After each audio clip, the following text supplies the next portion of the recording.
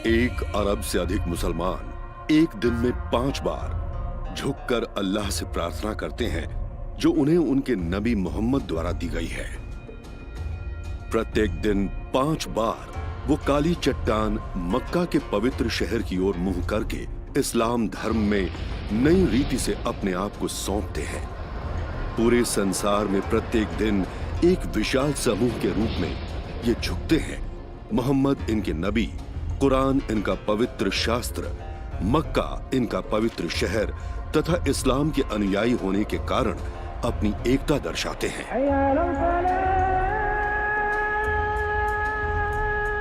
वैसे प्राचीन शिल्प वैज्ञानिकों ने एक भिन्न कहानी का संकेत देते हुए खोज आरंभ कर दी है।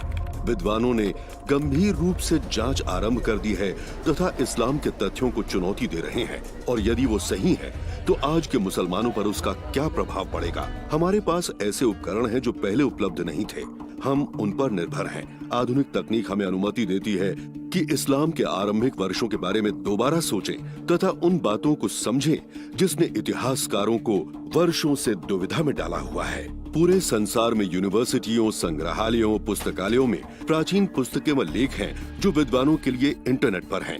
अब हम माउस के केवल एक क्लिक से प्राचीन हस्तलिपि की जांच कर सकते हैं। आज हम शैक्षणिक तथा अव्यवसायी सैटेलाइट से सही स्थान व विस्तार से जांच कर सकते हैं, पहले जिसमें बहुत खर्च व मेहनत लगती थी, और जल्द ही पूरे संसार में अन्य व्यक्तियों को सोशल मीडिया तथा शैक्षणिक फोरम द्वारा बता सकते हैं। इसलिए अब पहली बार इस्लाम की स्थापना के शोध का पूरा नया युग प्रकाश में आया है और हम इसे एक साथ जोड़ सकते हैं कि अरब में 1500 वर्षों पहले वास्तव में क्या हुआ था।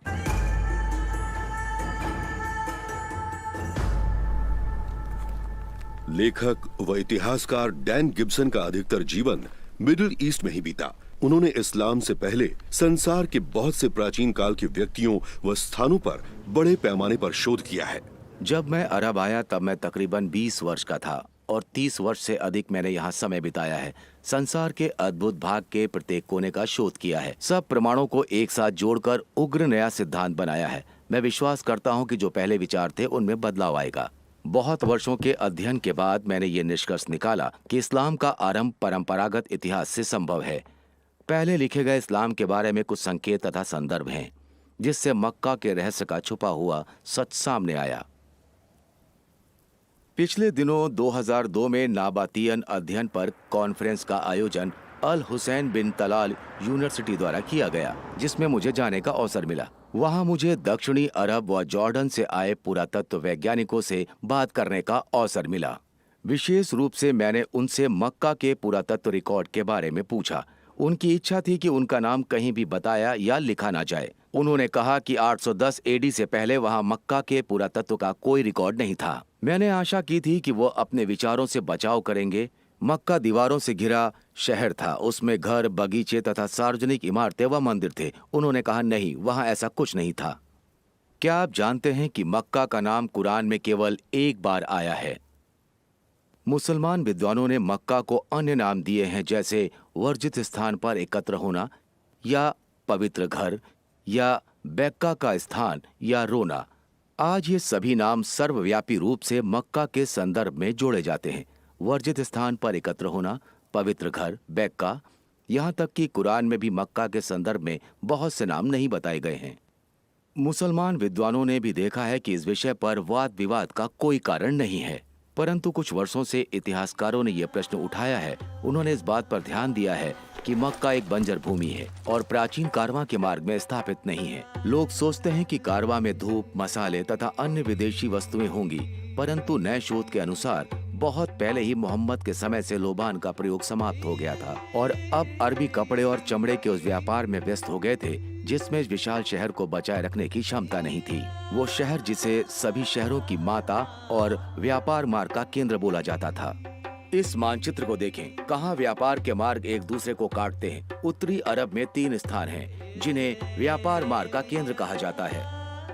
इसमें रुचिकर क्या है, वो है कि मक्का रुकने का स्थान नहीं है, क्योंकि ये तो कारवां के मार्ग में भी स्थापित नहीं है। इस फिल्म में हम पाएंगे कि मोहम्मद नबी के समय से ही मक्का में पूर्ण रूप से पुरातत्व की कमी क्यों रही, क्यों मक्का का विवरण भूदृश्य से मेल नहीं खाता और पहले के इस्लामिक सिविल युद्ध में इस्लाम की सच्चाई को क्यों बदल दिया गया, जबकि पूरे संसार के मुसलमान ये विश्वास करते हैं कि उनका पवित्र शहर और अगुवा सऊदी अरब के मक्का में पाए गए। डैन गिब्सन का विचार है कि वास्तव में प्रमाण कुछ और ही संकेत करते हैं। मेरे अध्ययन में अरब इतिहास के बारे में ऐसे प्रमाण मिले हैं जो मक्का की ओर संकेत नहीं करते हैं, परंतु इस्लाम का पवित्र स्थान उत्तरी अरब में पाया जाता है। अभी तक किसी ने इस पर प्रश्न नहीं किया है कि मक्का इस्लाम का पवित्र शहर है। प्रत्येक मुसलमान ये विश्वास करता है कि उसे मक्का में काली चट्टान की ओर मुंह करके प्रार्थना करनी है, परंतु वर्षों के अध्ययन से और अरब उपद्वीप के सभी भागों में अनगिनत भ्रमण करने के बाद मुझे इस्लाम के इतिहास की एक नई समझ की ओर प्रोत्साहित किया। मैं विश्वास करता हूं कि इस्लाम के इतिहास की प्रक्रिया में कोई मौलिक गलती हुई है। ये गलती जानबूझकर नहीं की गई थी, परंतु इस्लाम की स्थापना के समय गलतफहमी हुई थी। इसलिए बाद में इस्लाम के लेखकों ने जो ये समझते थे कि इतिहास में गलती है, उन्होंने उसे सही किया, जबकि वास्तव में वो सच था। क्या ये संभव है कि 1 अरब से अधिक व्यक्ति जो इस्लाम धर्म को मानते हैं उसे गलत समझें कि कैसे और कहां उनके धर्म का आरंभ हुआ? और यदि ऐसा है तो औसत मुसलमान जो अपने नबी मोहम्मद के नियमों को मानना चाहते हैं, उनके लिए इन प्रमाणों का क्या आशय है? हमें इतिहास में समय की जांच करनी होगी और एक ऐसी व्यवस्था जो हम में से कुछ लोग ही समझ पाएंगे। सदियों से प्राचीन संसार तथा मध्य पूर्वी साम्राज्यों के इतिहास पर वाद विवाद होता रहा है, परंतु अरब के इतिहास के लिए बहुत कम प्रयास किया गया है। ये एक सच्चाई है न केवल पश्चिम के लिए परंतु अरबियों के लिए भी। नबी मोहम्मद का जन्म सन 570 में हुआ था। वास्तव में वर्ष और स्थान बहुत कम लोग जानते हैं। उनके दादा व पिता नेबेतियन व्यापारी थे तथा मोहम्मद ने स्वयं एक व्यापारी महिला से निकाह किया। एक दिन मोहम्मद गुफा में ध्यान लगाकर बैठे हुए थे कि स्वर्गदूत उनके पास आया। उस स्वर्गदूत ने अल्लाह की महिमा करने के लिए शब्द सिखाए। बाद में मोहम्मद की पत्नी ने ये उनको विश्वास दिलाया कि वास्तव में स्वर्गदूत आया था और उनको परमेश्वर का नबी बनने के लिए बुलाया गया है।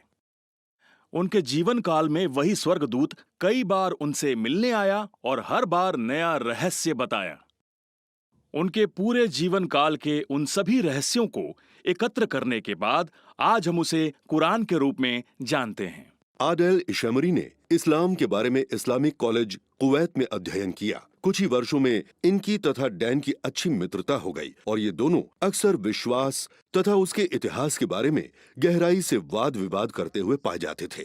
मोहम्मद का संदेश था एक परमेश्वर है और मोहम्मद परमेश्वर का आखिरी नबी है। इससे मक्का में लोगों को बहुत क्रोध आया क्योंकि वो अन्य परमेश्वर की आराधना करते थे। वे बहुत सी मूर्तियों की पूजा करते थे। इसी कारण वहां के लोग बहुत क्रोधित हो गए। मोहम्मद और उनके अल्पसंख्यकों के विरुद्ध उत्पीड़न आरंभ हो गया। मोहम्मद और उनके अनुयायियों ने मदीना जाने का निर्णय लिया। मोहम्मद और उनके अनुयायी उत्पीड़न सह रहे थे। इस कारण वो अपने कुछ अनुयायियों के साथ मदीना भाग गए। अब वो शहर इस्लाम में परिवर्तित हो गया और मोहम्मद ने वहां एक सरकार की स्थापना की और वास्तव में उसी समय से हम इस्लामिक कैलेंडर की तारीख आरंभ कर सकते हैं। कुछ समय बाद उनके अनुयायियों ने कारवाओं पर हमला करना आरंभ कर दिया। सत्ता व संख्या में बढ़ने लगे। अंततः उनके साथ और अधिक व्यक्ति जुड़ते गए और वो संपूर्ण अरब में शक्तिशाली सेना के रूप में स्थापित हो गए। मोहम्मद का यह दर्शन था कि इस्लाम को पूरे संसार में फैलाया जाए, परंतु अचानक उनकी मृत्यु हो गई और झगड़े आरंभ हो गए और उन झगड़ों ने गृह युद्ध को बढ़ावा दिया। परंतु इतनी भिन्नता और विभाजन होते हुए भी इस विश्वास के विस्तार का सपना संसार में लगातार बढ़ता गया। अंततः उत्तरी अफ्रीका का अधिक भाग और केंद्रीय एशिया को इस्लाम ने अपने नियंत्रण में ले लिया। आज संसार का दूसरा बड़ा धर्म इस्लाम है। आज के समय में पूरे मध्य पूर्वी क्षेत्रों में जब कंस्ट्रक्शन कंपनियां नींव के लिए गड्ढे खोदना चाहती हैं तो पुरातत्व विभाग से वहां कोई उपस्थित होना आवश्यक है। चाहे आप यरूशलेम, दमिश्क, यमन या यर्दन कहीं के भी रहने वाले हैं, आप जहां भी गड्ढे खोदते हैं वहां किसी भी रूप में पुराने तत्व मिलने के अवसर होते हैं। दक्षिणी अरब के मक्का शहर में सब स्थानों पर खोदकर बड़ी इमारत, होटल, तथा गगनचुंबी इमारत बनाए गए हैं, परंतु पुरातत्व विवादों के लिए आश्चर्य की बात है कि मक्का शहर में कोई महत्वपूर्ण और प्राचीन शहर के पुराने तत्व नहीं मिले। मोहम्मद का जन्म एक प्रमुख शहर में हुआ था। यहाँ बड़े कारवां व आर्मी मार्चिंग में अधिक संख्या में व्यक्तियों को लाना कोई समस्या नहीं थी। न केवल वहाँ अच्छी जनसंख्या थी, परंतु वो कृषि शहर भी था। कुरान में मक्का शहर को सभी शहरों की माता माना जाता है। अरबी में इसका नाम अल कुरा है। ये एक अद्भुत शहर तथा पुरातन विनाश के साथ दीवारों के शहर की ओर संकेत करते हैं। एक बहुत बड़ा जाना पहचाना शहर है ये। नबी मोहम्मद अपने कार्य तथा यात्रा को इतनी दूर ले जाते जब तक कि मक्का की तंग घाटी व बहुत सी पहाड़ियों के बीच न पहुंच जाते। मोहम्मद की पत्नी आयशा ने यह उल्लेख किया कि कैसे एक व्यक्ति मक्का के लिए तरस रहा था। उसने कहा, उसके लिए मैं वादी में जो हर तरह के घास से भरी हुई है रात गुजारूंगा। जब हम मक्का आए, हमने पानी तथा पेड़ों का आशीषित नगर देखा और उससे प्रसन्नता मिली। हम वहीं ठहर गए। अल बुखारी ने एक कैदी के बारे में बताया जो चेन से बंधा हुआ था और अंगूर खा रहा था। उन्होंने कहा, मक्का में वो फलों का समय नहीं था। इन बातों पर जो मक्का के बारे में लिखी गई उन पर विश्वास करना कठिन है। मक्का के आसपास के क्षेत्र में चट्टानें व रेगिस्तान है। मक्का में प्रतिवर्ष 10 सेंटीमीटर से भी कम वर्षा होती है। इतने अधिक तापमान व बंजर स्थिति में शायद ही पर्याप्त सब्जी उगती होगी। इतनी बड़ी जनसंख्या के लिए पर्याप्त भोजन पैदा करने का सवाल ही नहीं उठता। तो भी इस्लाम के पवित्र शहर का वर्णन पेड़ों से भरे खेत तथा घास व अच्छी भूमि से किया जाता है, परंतु मक्का के आसपास कोई भी कृषि योग्य भूमि नहीं। ये प्राचीन विवरण से भिन्न है। इब्ने इसहाक ने इस बात का उल्लेख किया है कि मक्का के निवासी धार्मिक क्षेत्र के पेड़ों को काटने के विरुद्ध हैं। प्राचीन काल में पेड़ पौधों की उपस्थिति प्राचीन समय को अनछुई मिट्टी में उपस्थित पराग और बीजाणुओं की जांच द्वारा सरलता से की जा सकती है। आज तक प्राचीन मक्का में एक भी पेड़ होने का कोई भी रिकॉर्ड नहीं है। एक अन्य दुविधा ये है कि अरब के पहले मानचित्रों में मक्का का शहर कहीं भी नहीं है। इतने बड़े व्यवसायी शहर का उल्लेख अरब के पहले मानचित्र में होना चाहिए, परंतु ऐसा कोई भी मानचित्र नहीं है जिसमें इस्लाम से पहले मक्का का उल्लेख हो। पिछले कुछ वर्षों में मैंने अरब के बहुत पुराने मानचित्र की कॉपी एकत्र की। बहुत मेहनत से मैंने उनका अनुवाद किया, लेकिन इस्लाम से पहले किसी भी मानचित्र में मक्का का उल्लेख नहीं देखा। क्या आप जानते हैं कि 740 एडी से पहले किसी भी साहित्य में मक्का का नाम नहीं आया है? ये बहुत ही दुविधापूर्ण है कि इस्लाम के इतिहास के 120 वर्ष पश्चात किसी भी करीबी देश को मक्का के अस्तित्व की जानकारी नहीं थी। ये बहुत ही दुविधापूर्ण है कि इस्लाम के इतिहास के 120 वर्ष पश्चात किसी भी करीबी देश को मक्का के अस्तित्व की जानकारी नहीं थी। अन्य देश कैसे एक बड़े शहर को अनदेखा कर सकते थे जिसमें हजारों व्यक्तियों की सेना थी, जिसमें कृषि, पेड़, घास तथा अंगूर थे? कैसे एक प्रमुख शहर जो व्यापार का प्रमुख केंद्र था, जिसमें दीवारें, मंदिर और सार्वजनिक इमारतें थीं, अन्य देशों के अभिलेखों में नहीं आया? सबसे दुविधापूर्ण यह है कि इसके भौतिक स्थान पर हमें कोई आरंभिक पुरातत्व का अभिलेख नहीं मिलता था। वो एक महत्वहीन स्थान था, यहाँ तक कि वो व्यापार मार्ग पर भी नहीं था। आज बहुत से इतिहासकारक इस निष्कर्ष पर पहुंचे हैं कि इस्लाम की स्थापना के लेख, कथाएं काल्पनिक हैं। ये प्रत्यक्ष है कि जो इस्लाम के रिकॉर्ड हमें बताते हैं तथा पुरातत्व वैज्ञानिकों ने जो पाया है, उसमें बहुत बड़ा अंतर है। इसलिए उन्होंने ये निष्कर्ष निकाला कि इस्लाम के अभिलेख मनगढ़ंत कहानियां हैं। मेरे वर्षों के अध्ययन से मैं ये समझ गया हूं कि पहले के रिकॉर्ड्स काल्पनिक नहीं हैं, परंतु उनका उल्लेख अलग स्थान पर किया गया है जो इस विवरण में सही है। मैं विश्वास करता हूं कि मोहम्मद का जन्म हुआ और वो किसी अन्य स्थान में बड़े हुए तथा मुसलमान गलत दिशा की ओर मुंह करके प्रार्थना करते हैं। इस्लाम के इतिहास में सामान्य रूप से यह स्वीकार किया गया है कि मक्का शहर में काबा एक प्रमुख पवित्र स्थान है और ये अरब में तीर्थ स्थान का केंद्र है। ये एक अच्छी शुरुआत हो सकती है कि इस्लाम की स्थापना से पहले तीर्थ स्थानों का अध्ययन किया जाए। इतिहासकार तबारी के रिकॉर्ड के अनुसार 2 प्रकार के तीर्थ स्थान हैं, हज व उम्रा। एक बड़ा तीर्थ स्थान तथा एक छोटा तीर्थ स्थान। मोहम्मद के दादा इस्लाम से पहले उम्रा करते थे। ये उम्रा मोहम्मद के समय से पहले उस समय का है जब अरब के तीर्थ स्थान पश्चाताप के लिए एकत्र होने का स्थान के नाम से जाने जाते थे, इस स्थान में बहुत से मूर्ति पूजक थे। ये नाम इस्लाम के पहले से उपस्थित हैं। मुसलमान आज भी इन्हीं नामों का प्रयोग करते हैं। ये नाम बाहरी हैं, ये इस्लामिक नहीं हैं।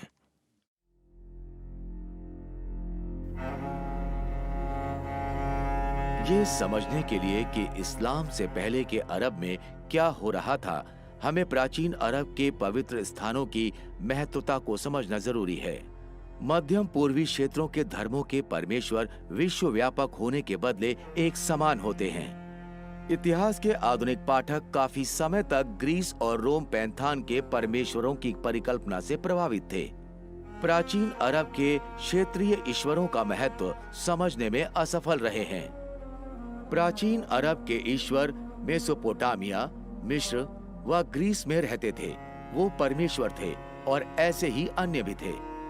अरब व्यापारी जिस क्षेत्र से जाते थे उस स्थानीय परमेश्वरों का आदर करते थे। वे विभिन्न क्षेत्रों के परमेश्वर के विरुद्ध नहीं थे। वो इस बात के विरुद्ध थे कि इंसान और जानवर परमेश्वर के प्रतिरूप हैं। वे ज्यामितीय आकारों को महत्ता देते थे। उदाहरण के लिए, यहाँ एक खंड के आकार का परमेश्वर है और वहाँ एक त्रिकोणीय आकार का परमेश्वर है। ये सभी परमेश्वर स्थानीय परमेश्वर माने जाते थे और जब वो क्षेत्र से गुजरते थे तो उनको आदर देना अनिवार्य था। धर्म की ऐसी राय वास्तविक रूप में हमें यह दर्शाती है कि कुछ क्षेत्र और जगहें कुछ भगवानों के लिए पवित्र हैं। इसीलिए मंदिर के आसपास के क्षेत्र जैसे विशेष पहाड़ी या सुदूर रेगिस्तान क्षेत्र पवित्र स्थान माने जाते हैं। एक अहाता हो सकता है जहां लोग जमा हो सकते हैं, यहाँ तक कि अपने शत्रु के साथ भी सुरक्षित रहते हैं, क्योंकि सीमा के पवित्र अहाते में हिंसा मना है। दक्षिणी यर्दन में जब पर्यटक इस वादी रम की राजमर्यादा की सुंदरता में प्रवेश करते हैं तो अक्सर उत्तम तथा ऊंची नीची पहाड़ियों की सुंदरता में इतना खो जाते हैं कि वो मंदिर, जिसे कुछ लोग देवी लाट या अलाट को समर्पित किया गया मंदिर कहते हैं, वो छूट जाता है। इस नबेतियन मंदिर में एक पवित्र क्षेत्र था। पवित्र क्षेत्र मंदिर के सामने पहाड़ों तक स्थित था। इस्लाम से पहले अरब बहुत से समूहों में बटा हुआ था। वो विभिन्न परमेश्वर की आराधना किया करते थे और अक्सर जाति के विषयों पर आपस में लड़ाई करते थे। एक चीज जो उन्हें जोड़ती थी वो थी सबका एक साथ मिलकर एक प्राचीन तीर्थ स्थान पर जाना। कुरान में इसे मस्जिदुल हराम या एकत्र होने का वर्जित स्थान कहते हैं। मस्जिद का अर्थ है एकत्र होना और आज इसका अनुवाद मस्जिद है। इस्लाम से पहले कोई मस्जिद नहीं थी, इसलिए मस्जिद एकत्र होने का सिर्फ एक साधारण स्थान था। एकत्र होने का वर्जित स्थान शरणार्थियों के लिए एक पवित्र स्थान है जहां लगातार गतिविधियों तथा हिंसा को वर्जित किया जाता था। इसका मतलब था हराम। हराम या वर्जित का संदर्भ इस्लाम में बहुत मजबूत है। वर्जित मस्जिद का वर्णन कुरान में किया गया है और वो इस्लाम का पवित्र शहर था। मस्जिद अल हराम का पूरा आसपास का क्षेत्र वर्जित क्षेत्र था। अल्लाह ने मक्का को एक पवित्र धार्मिक स्थल बनाया। ये पहले भी धार्मिक स्थल था और भविष्य में भी रहेगा। किसी को इसकी झाड़ियों को उखाड़ने, पेड़ों को काटने या शिकार करने की अनुमति नहीं है। इसलिए हमारे पास इस्लाम के मौलिक पवित्र शहर के दो वर्णन हैं। एक हराम स्थान था जहां मरना मना था और इस्लाम की स्थापना से पहले ये स्थान सदियों से तीर्थ का केंद्र था। अब ये देखें, अधिकतम भित्ति चित्र जो पूरे नेगियों और दक्षिण यर्दन में पाए गए वो प्राचीन शहर पेट्रा के तीर्थ स्थान में गए हुए व्यक्तियों द्वारा लिखे गए हैं। पेट्रा के लिए तीर्थ यात्रा पर जाते हुए हजारों व्यक्तियों ने अपने नाम व संदेश चट्टानों पर खोदे। इससे हमारे लिए एक समस्या उत्पन्न हुई। इस्लाम के पहले व उसके उदय के समय के मानचित्रों व साहित्य में मक्का अज्ञात है। इसलिए ये विवरण जैसे व्यापार के रास्ते का केंद्र, सभी शहरों की माता तथा प्राचीन तीर्थ स्थान का केंद्रीय बिंदु मेल नहीं खाते। हम इसका समाधान कैसे करें? इसका उत्तर स्वयं इस्लाम में मिलता है।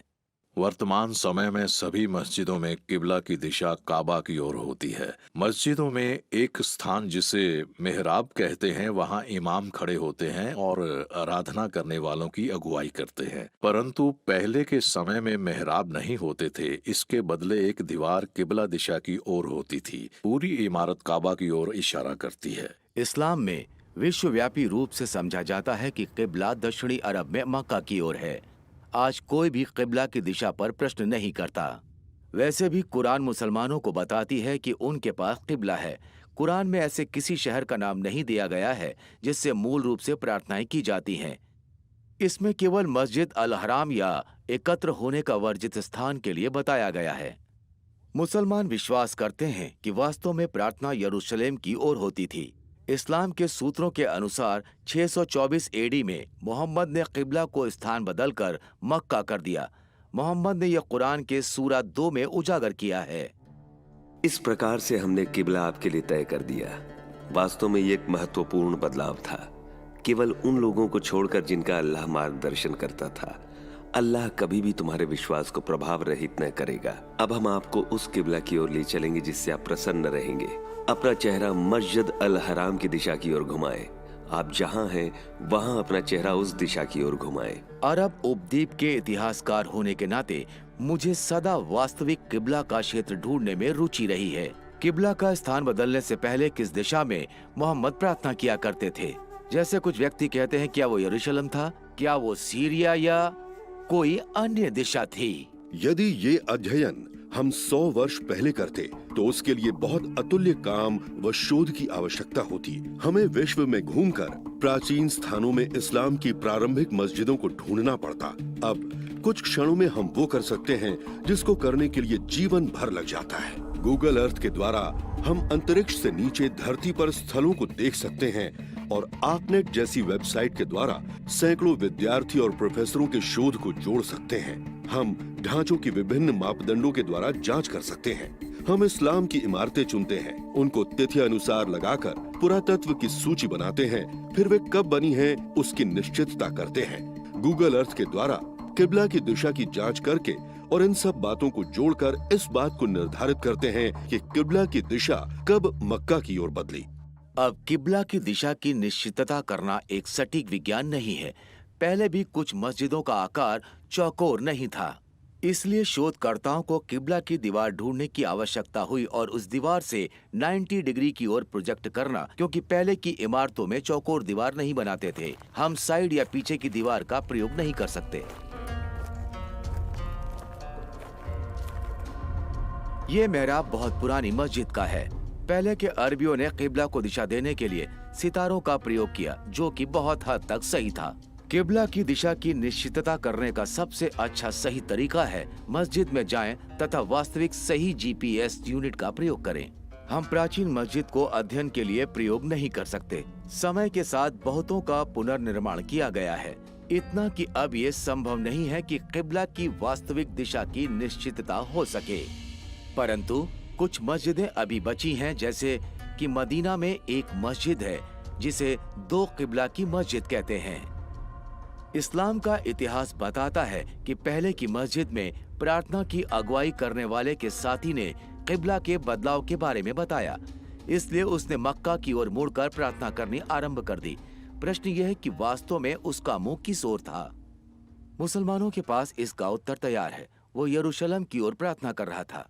अब आज भी 2 किबला की मस्जिद की दिशा मक्का की ओर है, परंतु 1987 में मस्जिद बिल्कुल टूट गई थी ताकि इसे दोबारा बनाया जा सके।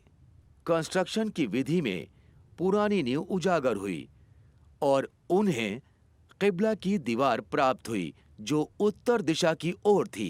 इसलिए मुसलमान विश्वास करते हैं कि वास्तव में किबला यरूशलेम की ओर है। इसकी आसान तरीके से पुष्टि की जा सकती है।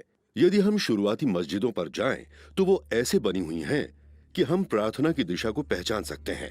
हम उन्हें मानचित्र पर बना सकते हैं और देखें कि उनकी रेखाएं जुड़ती हैं। हम इन तीनों में से एक उत्तर पाएंगे। वो सभी विभिन्न दिशाओं की ओर इंगित करती हैं। वे सभी यरूशलेम की ओर इंगित करती हैं। वे सभी किसी और दिशा की ओर इंगित करते हैं। दक्षिणी अरब की 2 किबला वाली मस्जिद के अतिरिक्त ऐसी 11 और शुरुआती मस्जिदें हैं जिन पर शोध किया जा सकता है।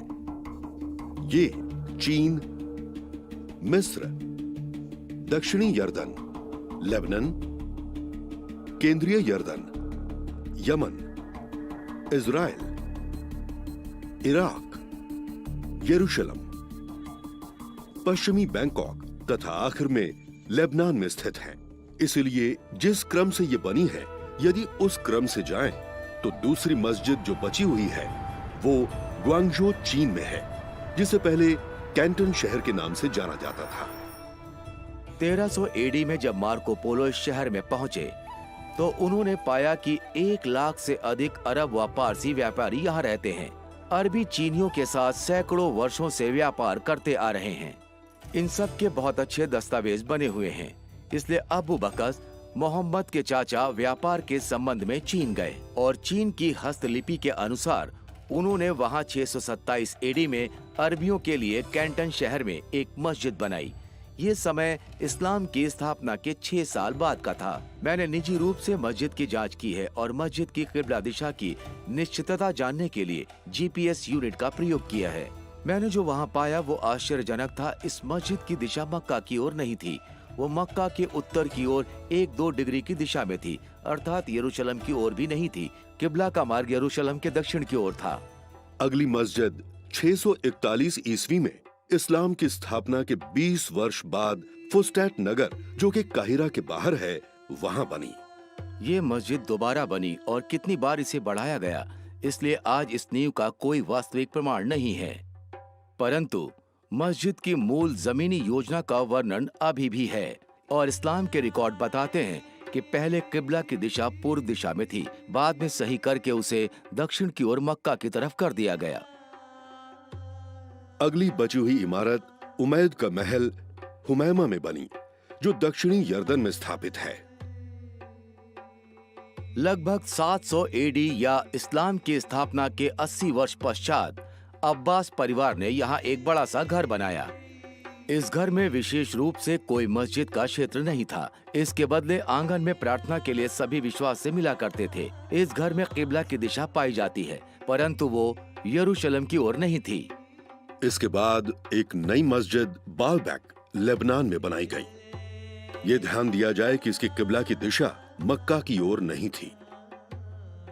1 वर्ष बाद उमायदों ने बड़ा व प्रभावशाली पैलेस सीटाडेल अमान यर्दन में बनवाया। ये मस्जिद दक्षिण की ओर इशारा करती है, मक्का भी वहीं है। इसके कुछ वर्षों बाद 705 ईस्वी या इस्लाम की स्थापना के 84 वर्षों बाद मुसलमानों ने बड़ी मस्जिद सना यमन की राजधानी में बनाई। वैसे तो ये मस्जिद मक्का की सामान्य दिशा की ओर इंगित करती है, पर वास्तव में ये यरूशलेम से थोड़ा पश्चिम की ओर इंगित करती है। इसके बाद 706 एडी में उमायद मुसलमान शासकों ने खिरबत अलमिनिया एक बड़ा महल इजराइल में गलील के किनारे बनवाया। इस महल के परिसर में विशेष कमरा मस्जिद के लिए प्रयोग किया जाता है। इस महल के दरवाजे पर लिखे शिलालेख के अनुसार इसे इस्लाम की स्थापना के 87 वर्ष बाद मुसलमान शासक अल वलीद ने बनवाया। इसकी इमारत व मस्जिद की दिशा यरूशलेम की ओर नहीं है। उसी वर्ष मुसलमानों ने इराक में वासित मस्जिद बनवाई। वास्तविक पुरातत्वकारों ने दावा किया है कि ये मस्जिद यरूशलेम की ओर संकेत करती है, परंतु बाद के शोध दर्शाते हैं कि यह मस्जिद यरूशलेम के दक्षिण की ओर संकेत करती है। इससे अगली मस्जिद अल अक्सा मस्जिद यरूशलेम में ही है। ये मस्जिद मंदिर का गुंबद नहीं है, परंतु एक पुरानी मस्जिद जो गुंबद के दक्षिण की ओर है। ये मस्जिद यरूशलेम में ही है, परंतु इसमें किबला भी है और जो मक्का की ओर इंगित नहीं करती। अगली मस्जिद 724 ईस्वी इस्लाम की स्थापना के 103 वर्ष बाद बनाई गई। ये खिरबत अल मफजर मस्जिद यर्दन घाटी के पास यरीहो में है। ये महल तब बनाया गया जब उमायद वंश समाप्ति पर था। इसकी जमीनी योजना को देखकर हम बता सकते हैं कि ये महल और उसकी मस्जिद की दिशा मक्का की ओर न होकर दक्षिण की ओर है। उसी वर्ष एक मस्जिद बेरूत से 58 किलोमीटर दूर अंजार में बनाई गई। ये उमैद के अंतिम समय के आसपास बनाई गई और लगभग 30 वर्ष बाद यह गिरकर नष्ट हो गई। अंत में इसे ऐसे ही छोड़ दिया गया। उसके बाद से इसे दोबारा नहीं बनाया गया। हम आसानी से किबला की दिशा का अनुमान लगा सकते हैं, जो मक्का या यरूशलेम किसी की ओर भी इंगित नहीं करती। अब हम इन सब को एक मानचित्र में लगाते हैं। इसका नतीजा अद्भुत है। इस्लाम के 100 वर्षों के बीच में जितनी भी बची हुई मस्जिदें थीं, हमने उन सब को देखा और वो सब 100% उस जगह की ओर इंगित करती हैं जो मक्का में नहीं परंतु दक्षिणी यर्दन में था। पूरब, पश्चिम, उत्तर, दक्षिण सभी ओर से मस्जिद इसी दिशा की ओर इंगित करती है। किबला की दिशा की निश्चितता के लिए यह कोई छोटी गलती नहीं है। ये सब विशेष रूप से एक स्थान की ओर संकेत करती हैं। इस संकेत बिंदु के बिल्कुल अंतर्गत पेट्रा का प्राचीन शहर है। ये वो शहर है जिसे आज हम सब अच्छे से जानते हैं। ये एक प्रसिद्ध पर्यटक स्थान है। पूरे संसार से यहाँ पर्यटक इस शहर में बड़े मंदिरों तथा स्मारकों की प्रशंसा करने आते हैं। क्या ऐसा हो सकता है कि कुरान में जिस शहर को सभी शहरों की माता बोला गया है वो पेट्रा हो? ये शहर प्राचीन अरब तीर्थों का केंद्र था। तो क्या पेट्रा मोहम्मद का जन्म स्थान भी थी और क्या इस्लाम की स्थापना का शहर भी था? डैन, ये अजीब बात है। आप कहते हैं कि ये पेट्रा है, परंतु बुखारी कहते हैं कि यरूशलेम है। हमें क्या सोचना चाहिए? हम कैसे इसे स्वीकार कर लें जब बुखारी कहते हैं कि ये यरूशलेम है? प्रत्येक अच्छा मुसलमान मुझे बताता है कि मुसलमान यरूशलेम की ओर प्रार्थना करते हैं। वो ये इसलिए जानते हैं क्योंकि बुखारी ने उन्हें ऐसा बताया है और मैं इससे सहमत हूँ। बुखारी कहते हैं कि वो यरूशलेम था, परंतु बुखारी मोहम्मद के 200 वर्ष बाद लिखा और किबला के बदलने के 100 से अधिक वर्ष बाद ये लिख रहे हैं। इसलिए वो आंखों से देखे गवाह नहीं है, परंतु जो लोगों को याद है उन्होंने उसे एकत्र किया है और वास्तव में उन्होंने सैकड़ों मतभेद के विचारों को लिखा जो उस समय चर्चा में थे। क्यूबा में जब कुछ व्यक्ति सुबह की प्रार्थना कर रहे थे, एक व्यक्ति उनके पास आया और कहा, एक कुरान का आदेश अल्लाह के शिष्य पर उजागर हुआ है कि वो मक्का के काबा की ओर मुंह करें, इसीलिए तुम अपने चेहरे भी उस ओर मोड़ लो। उस समय उनके चेहरे सीरिया की ओर थे और ये सुनकर वो मक्का में काबा की ओर मुड़ गए। मैं निश्चित रूप से कहता हूं कि वास्तव में जब मोहम्मद मदीना में रहते थे तो उत्तर दिशा में पेट्रा की ओर प्रार्थना करते थे, जो रोम के प्रांत सीरिया में है। जब बुखारी अपनी कहानियां एकत्र कर रहे थे, उस समय व्यक्ति पेट्रा को भूल गए और प्रत्येक अपने दादा परदादा को याद करते थे जो सीरिया की ओर प्रार्थना किया करते थे। डैन, कुरान हमें ये बताती है कि मस्जिद अल हराम बक्का में है, इसीलिए वास्तविक स्थान कहाँ है? जो बक्का के बारे में बहस करते हैं वो एक रुचिकर पॉइंट को सामने लाते हैं। मैं इस्लाम के साहित्य से सहमत हूँ। इसमें बक्का का नाम इस्लाम के पहले पवित्र शहर का पर्यायवाची है। जब मोहम्मद एक युवा व्यक्ति थे तब कुछ व्यक्तियों ने काबा को दोबारा बनाने का निर्णय लिया। मलबे में उन्हें इमारत के बहुत से ब्लॉक मिले जिन पर सीरियक भाषा से शिलेख लिखे हुए थे, जो कि नेपेतियन की भाषा थी। उन्हें एक यहूदी मिला जो उनके लिए अनुवाद कर सकता था। मैं अल्लाह हूँ, बक्का का परमेश्वर। मैंने उसको उसी दिन बनाया जब मैंने स्वर्ग व पृथ्वी, चांद व सूर्य बनाए और उसके आसपास 7 पवित्र स्वर्ग दूतों को रखा। ये खड़ा रहेगा जब इसके 2 पहाड़ दूध और पानी के साथ इसके लोगों के लिए आशीष का कारण बनकर खड़े रहेंगे। शब्द बक्का एक प्राचीन यहूदी शब्द है जिसका अर्थ रोना या विलाप करना है। यदि किसी स्थान का नाम बक्का रखा जाए तो इसका अर्थ रोने का स्थान होगा। ये नाम बक्का यरूशलेम के लिए कभी प्रयोग नहीं किया गया। ये बाइबल में भजन संहिता 84 में केवल एक बार आया है। यहाँ इसे रोने की तराई के संदर्भ में प्रयोग किया गया है, परंतु कुरान भी रोने की तराई के बारे में बताती है जब हाजिरा इस्माइल के लिए रोती है। कुरान ये बताती है कि ये कहानी बक्का में घटी, जो कि लोगों के लिए पहले का नाम था जहाँ काबा बनाया गया। निश्चित रूप से यह स्थान यरूशलेम नहीं है जिसे पहाड़ों की ऊंचाई पर बनाया गया है, तराई में नहीं। मैं सोचता हूँ कि उत्तर बहुत सरल है। वहाँ पेट्रा में बहुत बड़े भूकंप आए थे, जैसे 551 एडी में आया, मोहम्मद के जन्म से केवल 19 वर्ष पहले। हमें बताया जाता है कि भूकंप के समय बहुत सा पेट्रा का क्षेत्र नष्ट हो गया। पेट्रा को शायद बक्का की तराई कहा जाता था। क्योंकि इतने वर्षों में भूकंपों के कारण बहुत व्यक्ति मारे गए हैं। अगर पेट्रा इस्लाम का पवित्र शहर है तो वहां पेट्रा के आसपास कुरैश मोहम्मद की जनजाति का प्रमाण होना चाहिए। यदि डैन गिब्सन मोहम्मद की जनजाति ढूंढ पाते तो उनके मत को बहुत बड़ा योगदान मिलता कि मोहम्मद पेट्रा क्षेत्र से थे, मक्का से नहीं।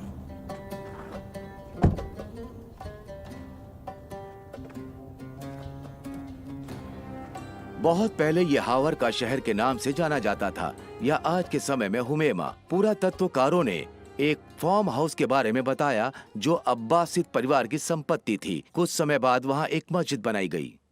जब इराक के मुसलमानों ने दमिश्क के उमयादों को हराया था तो वो ये चाहते थे कि मोहम्मद के परिवार का एक सदस्य उनके विद्रोह का साथ दे और न्याय संगत ठहराए।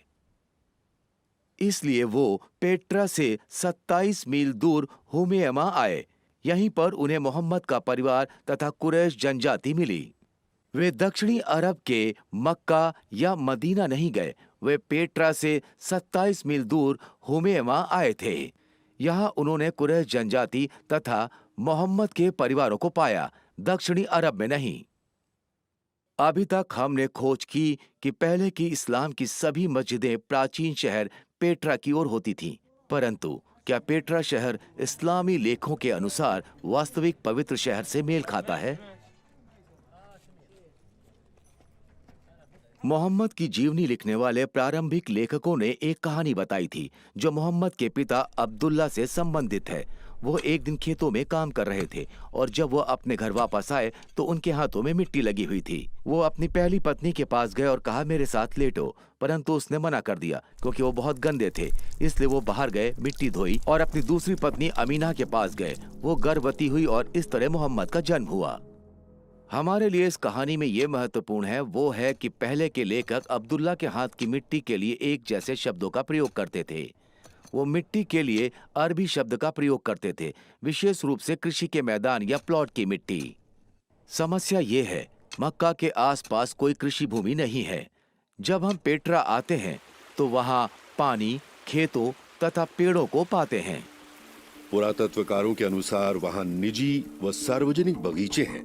इसके साथ ही पानी को नहरों व मिट्टी के पाइपों द्वारा शहरों में लाया जाता है। पुरातत्वकारों ने यह वर्णन किया है कि प्राचीन पेट्रा में फलों के वृक्ष, अंगूर तथा बगीचों की मौजूदगी थी।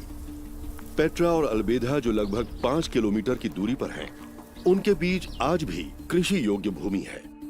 प्राचीन मिट्टी का विश्लेषण करने पर शोधकर्ताओं ने पाया है कि केवल 100 वर्ष पहले पेट्रा के आसपास के पहाड़ पेड़ों से ढके हुए थे, जिसमें बलूत, जूनिपर, पिस्ता तथा कैरब शामिल हैं।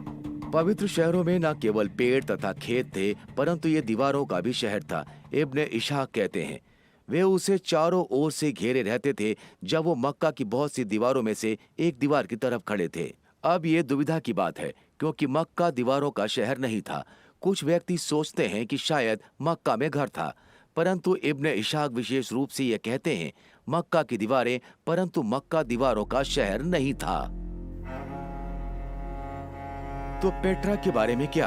पेट्रा को तराई में बनाया गया था। तराई के दोनों ओर चट्टानों के साथ बड़े पहाड़ थे। वो बड़ी चट्टानें शहर की दीवारों की तरह अच्छी थीं, इसलिए पेट्रा के लोगों ने एक पहाड़ की चट्टान से अन्य पहाड़ की चट्टान तक दीवार बनाई, तराई की दोनों ओर, इस ओर भी उस ओर भी। इसलिए पेट्रा दीवारों का शहर है। पेट्रा में अन्य प्रमुख विशेषता यह है कि इसमें एक बहुत सी अद्वितीय धारा भी शामिल है। अब प्रायः तराई के एक तरफ पहाड़ होते और दूसरी तरफ पहाड़ होते हैं और नीचे बहती धारा तराई के बीच में होती है। परंतु इस केस में बहुत समय पहले भूकंप के कारण पहाड़ चटक गए थे और उसमें दरार आ गई थी। पानी उन्हीं दरारों से बहता हुआ तराई से होता हुआ दूसरी ओर जाता है। नबेतियनों ने स्तंभ की पंक्ति एक पहाड़ से दूसरे तक बनाई। इसके साथ ही वर्षा का पानी का रास्ता भी था। आइए इससे आगे देखते हैं। इस्लाम के तीर्थ यात्रियों की ये ड्यूटी होती है कि उनको 7 बार 2 पहाड़ों के बीच से निकलना होता है, जिनका नाम मारवा और साफा है। एक रुचिकर बात अल बुखारी ने बताई कि मोहम्मद ने 2 पहाड़ों के बीच में वर्षा के पानी में दौड़ना पसंद किया। परंतु वहाँ समस्याएं थीं। मारवा व साफा छोटी चट्टानें थीं। आज ये दोनों मस्जिद की इमारत के अंदर हैं। जैसे आप चित्र में देख सकते हैं कि दोनों चट्टानों के बीच में कोई वर्षा के पानी का रास्ता नहीं है। परंतु ये वर्णन पेट्रा में एक पहाड़ से दूसरे पहाड़ के लिए बिल्कुल सही है। पेट्रा की घाटी में जाने के 4 रास्ते हैं, क्योंकि पेट्रा एक तराई में है। कोई भी व्यक्ति इस तराई में दोनों में से किसी भी तरफ से अंदर आ सकता है। मक्का के विजयी वर्ष के दौरान नबी ने मक्का में ऊपरी भाग से प्रवेश किया, परंतु पेट्रा में दाखिल होने के लिए अन्य मार्ग भी थे। प्राचीन लेख बताते हैं कि पवित्र शहर में प्रवेश और निकास के लिए चट्टान में दरार डालकर भी कर सकते थे। अरबी भाषा में इसे थानिया कहते हैं। अल बुखारी ने इसका बहुत बार वर्णन किया है। अल्लाह के शिष्य मक्का में दाखिल होने के लिए ऊंचे थानिया तथा वहां से बाहर निकलने के लिए नीचे थानिया का प्रयोग करते थे।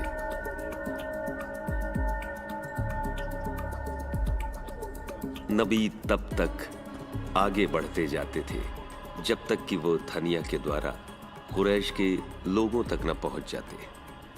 वहाँ 2 थनिया प्रवेश द्वार हैं। इनमें से एक प्रसिद्ध सिख है, जिसमें से होकर पर्यटक शहर में प्रवेश करते हैं। दूसरा खंभों की पंक्तियों से थोड़ी दूरी पर है और यह रास्ता कैनियंस की भूल भुलैया की ओर जाता है, जो आखिर में वादी अरब में जाकर खाली हो जाता है, जो कि मृत सागर के नीचे है। पेट्रा में भी बहुत से मंदिर हैं। वहाँ पर वो मंदिर हैं जो आज शेरों के पंख वाला मंदिर कहलाता है, या अल उज़ा का मंदिर। मेरे पीछे वो है जो आज कसर अल बिद कहलाता है, या फिर दुशारा परमेश्वर का मंदिर। छोटी पहाड़ों की श्रृंखला जो यहाँ है परमेश्वर का घर था, और यहाँ पहाड़ों के बिल्कुल बीच में परमेश्वर अल दुशारा का मंदिर है। अब इब्न हिशम ने हमें एक रुचिकर कहानी सुनाई। ये इस्लाम के इतिहास की प्रारंभिक बात है। उस समय बहुत कम व्यक्ति धर्म परिवर्तन करके इस्लाम धर्म में आए थे। इनमें से एक व्यक्ति मक्का का अल तुफैल बिन उम्र के नाम से जाना जाता था। उसने एक यात्रा के दौरान इस्लाम धर्म को स्वीकार किया। जब वो घर लौटकर मक्का आए, उनकी पत्नी ने भी इस्लाम धर्म स्वीकार करने का निर्णय लिया। अल तुफैल ने अपनी पत्नी से कहा कि वो दुशारा मंदिर जाकर अपने आप को वहां स्वच्छ करें। उस पवित्र क्षेत्र में पानी धीरे धीरे टपक रहा था, जहां वो अपने आप को साफ कर सकती थीं। वहां वो साफ हुई और घर वापस आकर इस्लाम के बारे में सीखा। क्या ये कहानी मक्का में हुई थी? हजारों किलोमीटर दूर तक, जहां दुशारा मंदिर नहीं है? या ये कहानी यहाँ पेट्रा में घटी? यदि यहाँ घटी है तो दुशारा मंदिर यहाँ है। वो यहाँ इस मंदिर में आई होंगी, अपने आप को साफ किया होगा और फिर घर गई होंगी। क्या दक्षिणी अरब मक्का में दुशारा का मंदिर है? नहीं, यहाँ कोई मंदिर नहीं है। किसी चट्टान में दरार नहीं है, कोई पानी की नहर नहीं है, कोई दीवारों का शहर नहीं है, कोई घास नहीं है, कोई पेड़ नहीं है, कुछ नहीं है। ये सब यहाँ पेट्रा में है। पहले 100 वर्षों में पूरे इस्लामिक संसार में प्रत्येक मस्जिद अल हराम व वर्जित एकत्र होने का स्थान जो पेट्रा में स्थित है, उस ओर इंगित करती थी। संसार में ऐसा कोई अन्य शहर नहीं है जिसमें ये वर्णन के अनुसार सही हो। अरब की आवाज अल खताब ने जैद को इतना परेशान किया कि उसे जबरदस्ती मक्का के ऊपरी हिस्से में जाना पड़ा और उसे हिरा के पहाड़ों में शहर की ओर रहना पड़ा। इस संदर्भ में ये नोट करना रुचिकर है कि हीरा पहाड़ मक्का के ऊपरी हिस्से में स्थित है। यदि आज आप मक्का जाएं तो हीरा पहाड़ की गुफा शहर की ओर नहीं है, परंतु यहाँ पेट्रा में शहर की ऊंची तरफ के उत्तरी खंभों वाली पंक्ति की गलियों और निचली तरफ की दक्षिणी खंभों की पंक्ति की गलियों में है। वास्तव में शहर खंभों वाली पंक्ति की गली से आधे में बढ़ गया है। यदि मक्का का पवित्र शहर पेट्रा है, तो जिस गुफा में मोहम्मद को पहला रहस्य उजागर हुआ था, वो भी वहीं होनी चाहिए। पुराने लेख बताते हैं कि गुफा का द्वार शहर की ओर था और वो नीचे आ गई थी जब मोहम्मद ने पहाड़ पर चढ़कर अपने आप को नीचे फेंकने की कोशिश की थी। यदि ये ऐसा है तो मैं वो जगह जानता हूं, मुझे वहां जाना पड़ेगा।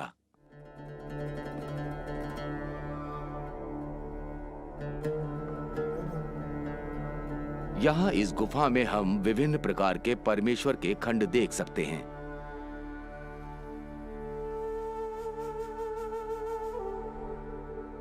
ऊपर एक बड़ा सा आधे चंद्रमा का चित्र है। ये एक प्रकार की गुफा है जहाँ युवा व्यक्ति जाते थे और जीवन के अर्थ के बारे में विचार करते थे। इस गुफा का विवरण व स्थान वैसा ही है जैसा वर्णन पुराने लेखों में किया गया है। शहर के बिल्कुल बाहर मुख्य द्वार शहर की ओर है और ये प्रमाण है कि लोग यहाँ आकर धार्मिक आराधना और ध्यान में समय बिताते हैं। मैं सोचता हूँ इस्लाम के सभी व्यक्तियों के लिए यह पवित्र स्थान है और वो यहाँ है, पेट्रा में।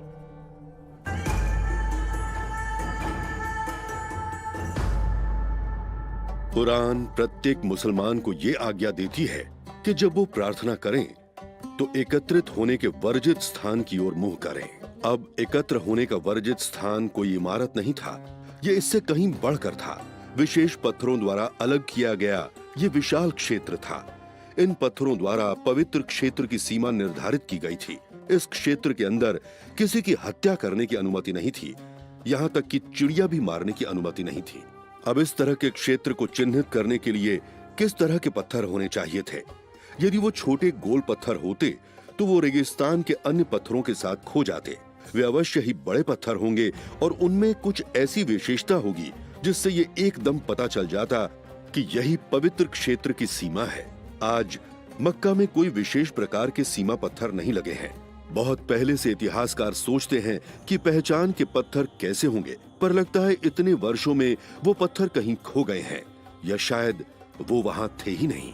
यदि वास्तव में इस्लाम का पवित्र शहर पेट्रा है तो ये बात पक्की है कि विशेष पत्थर मक्का में नहीं होने चाहिए, वो पेट्रा में होने चाहिए। पेट्रा की विशेषताओं के कारण पूर्ण रूप से ये क्षेत्र मन मोहने वाला है। जब भी पर्यटक इस शहर में आते हैं वो बहुत से चौकोर पत्थरों, जिन्हें जिन्न चट्टान के नाम से जाना जाता है, उसके पास से होकर निकलते हैं। ये मन मोहने वाला नाम स्थानीय लोगों द्वारा दिया गया है। रुचिकर यह है कि 20 से अधिक बड़े चौकोर पत्थर शहर के प्रत्येक प्रवेश पर लगे हुए हैं। क्या यह संभव है कि ये वर्जित क्षेत्र को अलग करते हों? शायद इसलिए ये मक्का में स्थापित नहीं है। यदि ये सत्य है तो मस्जिद अल हराम या एकत्र होने का वर्जित स्थान यहाँ होता। यदि यहाँ स्थापित नहीं है तो काबा को भी यहाँ स्थापित होना चाहिए, परंतु ऐसा नहीं है क्योंकि एक व्यक्ति जिसका नाम इब्ने जुबैर था उसने इसे हटा दिया। अभी तक इस कार्यक्रम में हमने जांचा कि मुसलमान वास्तव में किस दिशा की ओर प्रार्थना करते हैं।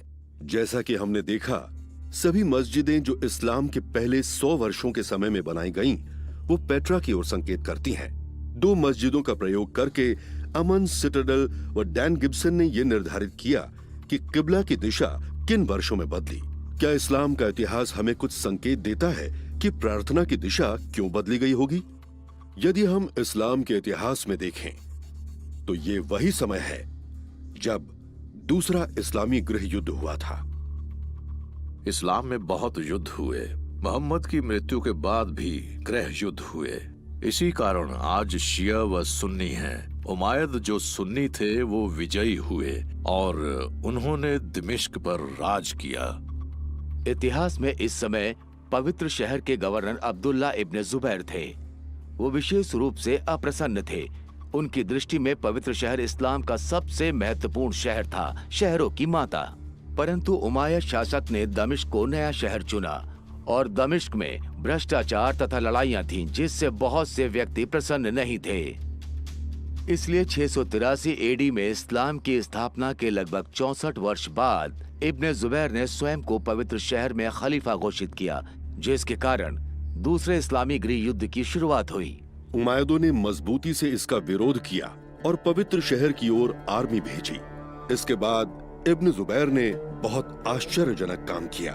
उसने इस्लाम के प्राचीन पवित्र मंदिर काबा को नष्ट कर दिया। इब्न जुबैर ने पवित्र काबा को नष्ट करके भूमि के स्तर तक कर दिया और उसकी नींव भी खोद दी। तब उन्होंने काले पत्थर को रेशम की पट्टी में एक लकड़ी के स्टैंड में उसके पास रखा। उमायदों ने इब्ने जुबैर और उसके साथियों के विरुद्ध युद्ध किया, परंतु 40 दिनों के बाद समाचार आया कि दमिश्क के शासक खलीफा की मृत्यु हो गई। अब उमायद के जनरल ने दबाव डाला कि युद्ध अभी समाप्त नहीं हुआ है, परंतु उन्हें दमिश्क की ओर वापस लौटना पड़ेगा, जिससे नए खलीफा की स्थापना कर सकें। उमायद के शाही परिवार के सदस्य युद्ध में आए हुए थे उन्हें कहा गया कि पूरी सेना के साथ सुरक्षित दमिश्क लौट जाएं। इसलिए पूरी सेना के सदस्य वापस लौट गए। यहाँ हम इस समस्या का सामना करते हैं, वो है समय की अवधि का। इस्लामिक रिकॉर्ड के अनुसार यह स्पष्ट है कि जब खलीफा की मृत्यु हुई उसके बाद 13 वर्षीय बेटे ने उनके स्थान पर शासन किया।